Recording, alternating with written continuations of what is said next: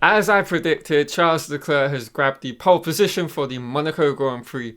Now, it was a bit of a nail-biting session, and at times throughout Q1 and Q2, it didn't look like he was going to get it.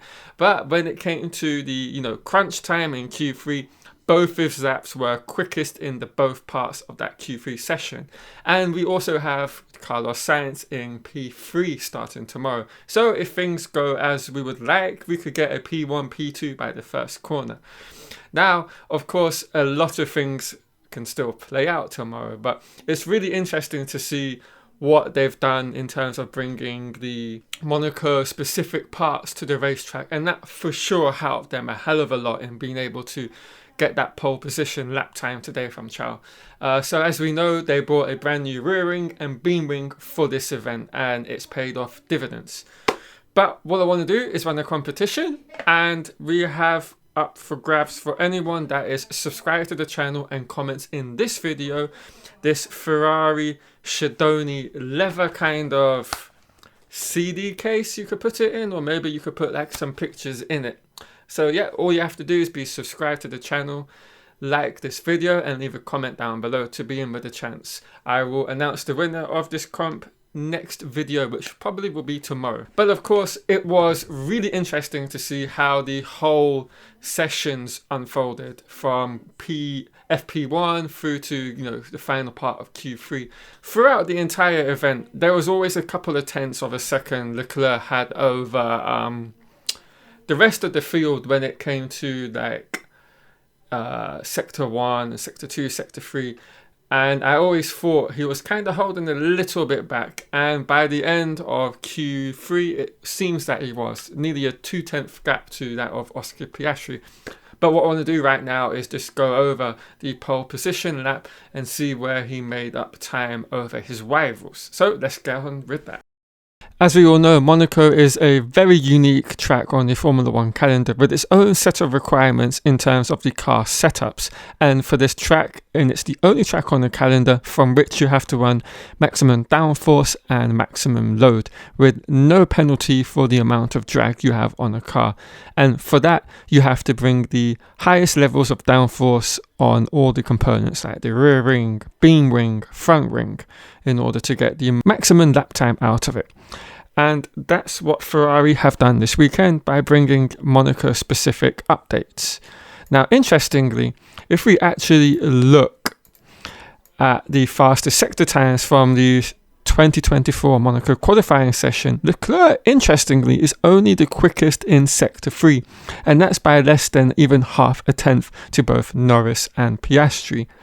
So if we're talking theoretically here, if Piastri had actually put together his quickest sectors, he would have been on pole by nearly 2/10 of a second.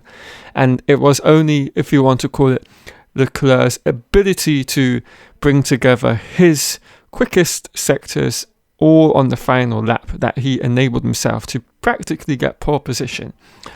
And it's really interesting to see that.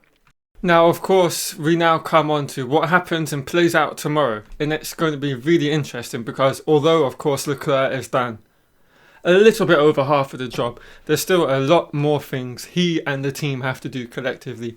Number one, they have to make sure the launch off the line tomorrow is perfect and he's leading the race.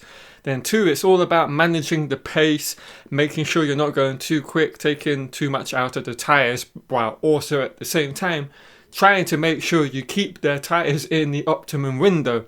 And of course, that's that perfect balancing act you need to do. And they've all got a bit of experience doing that. Leclerc maybe less than others because he's never really led the Monaco Grand Prix, let alone started from pole position, even though he's had a couple of poles, which is kind of ridiculous to think about. And they have to make sure they're keeping an eye on the gaps behind them, what other teams are up to. Are they bringing, their kind of challengers for the race win or for the podium, ahead of them? They're getting a kind of undercut going on. And of course, on top of all that, you have the weather forecast.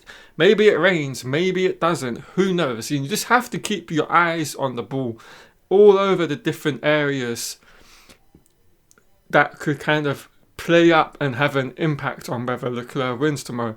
And of course, we have safety cars. red flags, blue flags. There's so many variables still that could be at play here when it comes to Leclerc and whether he can win the race. But one thing we can say with confidence, and I'm very happy to say this about the Ferrari team, this is not the Ferrari team of yesteryear. I'm a lot more confident in the operational side of things with this team. They have a lot more competence within them, and that's partly thanks to Fred Vasseur and all the other kind of management people behind the scenes that aren't necessarily putting too much words and talking too much behind them. They're just letting them get on with running the team, making sure they're getting the best result possible. So I think tomorrow should, fingers crossed, everything goes to plan, should be kind of smooth sailing. And the more interesting thing to me would be, can they get Carlos Sainz up to P2?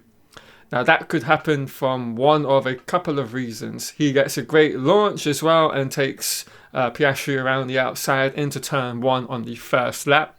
Could be a little bit of an undercut, but more likely a longer overcut, and there's like a safety car, or he builds a gap while the Piastri is pitted, and all of these sorts of things. So it's going to be really interesting to see whether Ferrari can actually grab a 1-2 in Monaco. And I think that would be the perfect roundup to the weekend for the team, and it will give a lot of impetus for them for the upcoming races.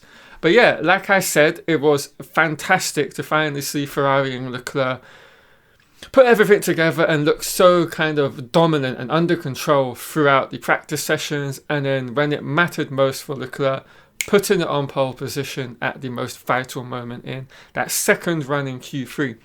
So yeah, I cannot wait for tomorrow. I'm sure you guys watching the video can't. Okay, well, that's the video. I hope you've all enjoyed it. If you have, leave a like in the video, comment down below for the competition, of course, and I will catch you all tomorrow in another Formula 1 video.